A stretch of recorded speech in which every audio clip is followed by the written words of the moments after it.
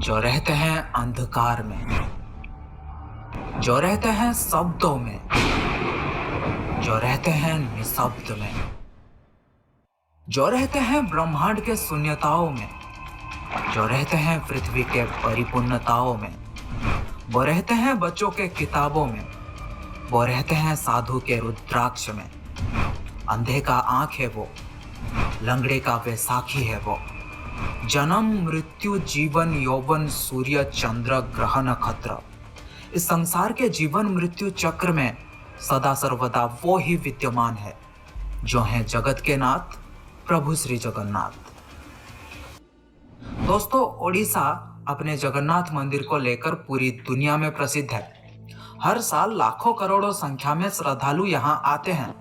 पर क्या आपको पता है पुरी में जगन्नाथ संस्कृति कैसे शुरू हुआ, उसके पीछे की कहानी क्या थी और क्या है ब्रह्म पदार्थ जो प्रभु जगन्नाथ को जीवित रखता है? जानने के लिए इस वीडियो को बिल्कुल अंत तक देखना। कहा जाता है कि मध्य भारत में इंद्रद्युम्न नाम के एक राजा रहते थे। उनके राजधानी का नाम था अवंती और वे भगवान विष्णु के बहुत बड़े भक्त थे और हमेशा भगवान विष्णु के दर्शन के लिए इच्छुक रहते थे। एक बार एक ऋषि घूमते हुए उनके महल में आ पहुंचे और कहने लगे, राजन, ओडिशा में भगवान विष्णु के भव्य रूप नीलमाधव को पूजा जाता है, लेकिन वो जगह ओडिशा के कौन से हिस्से में है ये आपको पता लगाना पड़ेगा। ये बात सुनते ही राजा इंद्रद्युम्न अत्यंत आनंदित हो उठे और तुरंत महल के मुख्य पुजारी के भाई विद्यापति को आदेश दिया कि वे ओडिशा जाकर नीलमाधव की खोज करें। राजा के आदेश अनुसार विद्यापति ओडिशा भ्रमण करने निकल पड़े।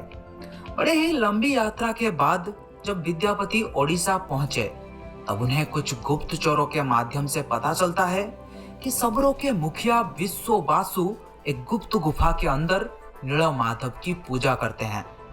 ये बात सुनते ही विद्यापति विश्व वासु के सामने विनती करने लगे कि वे उन्हें देव पूजा की स्थान दिखाएं, लेकिन कबीले के सरदार ने साफ साफ इनकार कर दिया। विद्यापति उसी गांव में कुछ दिन के लिए रहने लगे।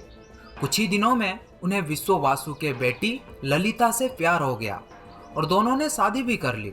शादी के कुछ दिन बाद विद्यापति ने अपने पत्नी को नीलमाधव की सिर्फ एक झलक दिखाने के लिए अपने पिता को मनाने के लिए कहा। अब बेटी की जिद को देखते हुए आखिर विश्व वासु भी मान गए, लेकिन एक शर्त पर कि विद्यापति के आंखों में पट्टी बांध कर लिया जाएगा। पर विद्यापति बड़े ही चालाकी से अपने साथ कुछ सरसों के दाने ले गए थे और गुप्त गुफा तक पहुंचने के रास्ते को याद रखने के लिए रास्ते में सरसों के दाने गिराते गए। गुप्त गुफा में पहुंचने के बाद जब विद्यापति ने आंखों से पट्टी निकालकर नीलमाधव की दिव्य छवि को देखा तब वे उन्हें देखते ही रह गए। गुप्त गुफा से लौटकर विद्यापति ने राजा को सब कुछ बताया और राजा ने भी अपने प्यारे भगवान के दर्शन के लिए तुरंत निकल पड़े। लेकिन जब राजा इंद्रद्युम्न विद्यापति के साथ गुप्त गुफा में पहुंचे तब उन्हें वहां कुछ नहीं दिखा। नीलमाधव अंतर्ध्यान हो चुके थे।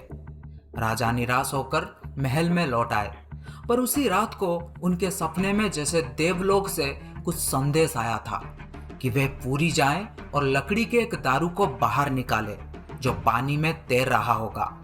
राजा ने भी इस संदेश का पालन किया और उन्हें पुरी के समुद्र तट में सच में एक लकड़ी का तना तैरता हुआ दिखाई दिया। लेकिन राजा के सेवकों के लाख कोशिशों के बाद भी कोई भी उस लकड़ी के दारू को उठा नहीं पा रहा था। अंत में कबीले के सरदार विश्व वासु के सहायता से उस दारू को महल में लाया गया, परंतु उस लकड़ी के दारू में से कोई भी कारीगर नीलमाधव की छवि तराश नहीं पा रहे थे। कहते हैं कि जब इस काम को करना नामुमकिन हो गया तब देवताओं के शिल्पीकार श्री विश्वकर्मा एक बूढ़े बढ़ाई के रूप में प्रकट हुए। उन्होंने राजा को भरोसा दिलाया कि वे मूर्ति निर्माण कर सकते हैं, लेकिन कुछ शर्त पर कि वे भगवान विष्णु के मूर्ति को 21 दिन में बनाएंगे और अकेले ही बनाएंगे और कोई भी उनके काम में बाधा ना डाले। राजा ने ये सभी शर्त मान लिया लोगों को सिर्फ आरी, छेनी और हथौड़ी इत्यादि की आवाजें सुनाई देती थी।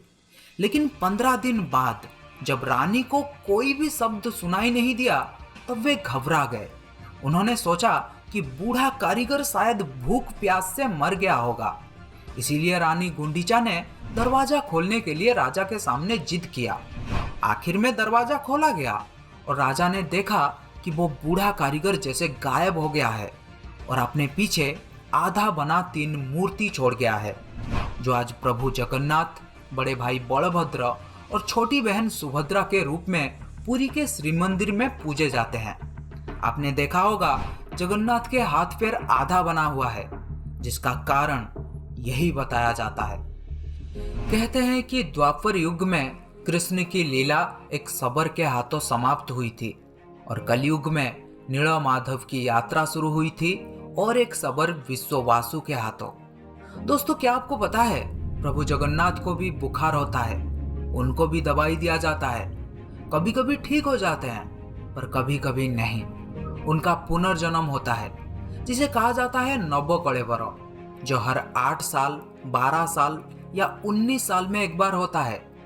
इन दिनों ओडिशा सरकार पुरी में अंधकार का ऐलान करते हैं और कुछ खास पुजारी आंखों में लाल कपड़ा और हाथों में लाल कपड़ा बांधकर पुरानी मूर्ति से कुछ रहस्यमयी चीज को निकालकर नई मूर्ति में लगा देते हैं, जिसे कहा जाता है ब्रह्म पदार्थ। ब्रह्म जो जीवन का प्रमाण देता है। जैसे प्रत्येक मनुष्य के शरीर में आत्मा होते हैं, उसी प्रकार प्रभु जगन्नाथ के शरीर में रहता है ब्रह्म या परमात्मा। यही कारण है कि प्रभु जगन्नाथ दुनिया के एकमात्र जीवित ठाकुर हैं। वो जो भक्तों के पुकार सुनता है, समझता है और इच्छाओं को भी पूरा करता है। ब्रह्म को लेकर हमेशा सवाल उठते हैं। भक्त हो या संत, खोज करता हो या शोध करता, हर कोई ब्रह्म के सच्चाई जानना चाहते हैं। लेकिन आपको बता दूं, आज तक किसी को भी नहीं पता आखिर ये ब्रह्म है क्या। कुछ लोगों के अनुसार ये श्री कृष्ण या बुद्ध के अवशिष्टांश हैं और कुछ लोगों के अनुसार ये एक तांत्रिक शक्ति या फिर एक पौरालौकिक शक्ति है और कुछ लोगों के अनुसार ये एक पवित्र आभूषण या फिर एक दुर्लभ पदार्थ है। कहा जाता है कि जब श्री कृष्ण की मृत्यु हुई थी तब एक शबर ने ही उनका अंतिम संस्कार किया था, लेकिन उस वक्त श्री कृष्ण का दिल अथवा हृदय आग में जला नहीं था, जिस वजह से शबर ने उस हृदय को लकड़ी के गुच्छे में बांधकर समुद्र में प्रवाहित कर दिया था, जो फिर बहते बहते पुरी के समुद्र तट में पहुंचा और जहां से फिर राजा इंद्रद्युम्न प्रभु के मूर्ति निर्माण कर पाए थे। यह था प्रभु जगन्नाथ के मूर्ति निर्माण की कहानी। अगर आप ब्रह्म के बारे में